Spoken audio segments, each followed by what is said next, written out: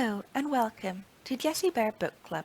We like to talk about historical fiction, wild cards, Game of Thrones, and much, much more.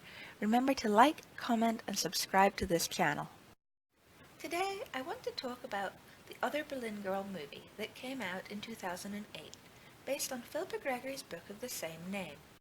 Starring Eric Bana as Henry VIII, Scarlett Johansson as Mary Boleyn, and Natalie Portman as Anne Boleyn. I was very excited to see this movie when it came out. I was 15 and The Other Boleyn Girl was my favourite book of all time.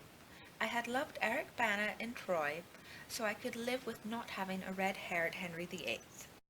I didn't know anything about Scarlett Johansson or Natalie Portman, but they both looked the part, so I was very excited to see how they played the roles. Jim Strauss also looked the part of George Boleyn, so I was very excited to see him as well. I remember watching the trailer for this movie on the edge of my seat with anticipation. Then the movie came out, and I watched all 2 hours and 35 minutes of it, and was filled with anger and disappointment at what they had done to my favourite book. They had butchered the characters and cut the plot of the book in half, and the remaining pieces were swapped about, so the beginning came in the middle of the story and none of it made any sense. My main problem with this movie, however, is that the main character, Mary Boleyn, is completely different. Scarlett Johansson is beautiful and looks the part completely, but there is no depth to the character at all. The film is beautifully shot with great sets and costumes, but that can't disguise the fact they murdered an amazing best-selling book when they put it on screen. And it isn't just Mary Boleyn who is a one-dimensional character.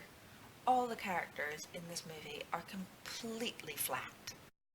Eric Bana portrays Henry VIII as a quintessential brooding evil king in a fairy tale who just does what he wants for no real reason. His character is given zero real motivation apart from his own will. Yes, Henry wants a son, but I don't think they explored properly why Henry needs a son. The scene where Henry rapes Anne is not in the books, and is simply not needed. It was put in merely to add shock value to an otherwise bland movie. That scene reminded me of a very similar scene in the movie The Duchess, also released in 2008, which is actually a very good period drama compared to The Other Boleyn Girl. Scarlett Johansson is non-existent in this movie. She is a pretty extra and nothing else. She has very few lines and is very timid the entire movie. In the books, Mary is a real person with a personality who loves and then grows to despise Henry VIII and adores her children and is violently jealous of her sister Anne for stealing her man. Since watching many other movies with Scarlett Johansson, I don't think she is a great actress. She is beautiful, but she is very bland, and that is about it. She is the title character in this movie and she fades into the background utterly. Natalie Portman does the only real acting in this movie, and even then she is a caricature of Anne Boleyn. Nothing but conniving, greedy, and vain, until she marries Henry, that is, and then she just becomes pitiable in the extreme. Half the movie, she is a tempting, smart seductress, and the other half of the movie, she is a mistreated wife. There is no in-between or gradual step from one to the other. And there is none of the resilient, non-stop, brave Anne from the books.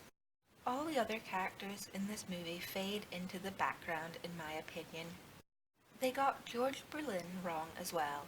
Played by Jim Strauss, there is none of George's witty, charismatic charm. There is only the vulnerable, kind young man who loves his sisters. The three siblings lack any on-screen chemistry. They also lack the ambitious drive that drives the three characters in the book. Catherine of Aragon, in this movie played by Anne Torrentet, does make a great speech when she is pleading for her divorce case, but apart from that she falls completely into the background of this movie. The movie also managed to completely mess up the Boleyn parents and their uncle Thomas Howard. I would really love to see a good other Boleyn girl adaptation, but I don't think I ever will. Starz might buy the rights to this book from the BBC, as they seem to be remaking all of Philippa Gregory's books, but Starz can't be trusted to stay true to the source material at all. I would love to see the BBC make a White Queen-style mini-series of the other Boleyn girl and Boleyn inheritance, as they own the rights to both books, but I don't think we'll ever get one. This movie got 6.7 on IMDb and 43% on Rotten Tomatoes, so I'm not the only person who doesn't like it. But what do you think? Be sure to let me know in the comments below. And as always, this is just my opinion. Please remember to help out and like this video if you enjoyed it. You can also follow me on Instagram at Lady Jessica Riddell and on Twitter at Jessams.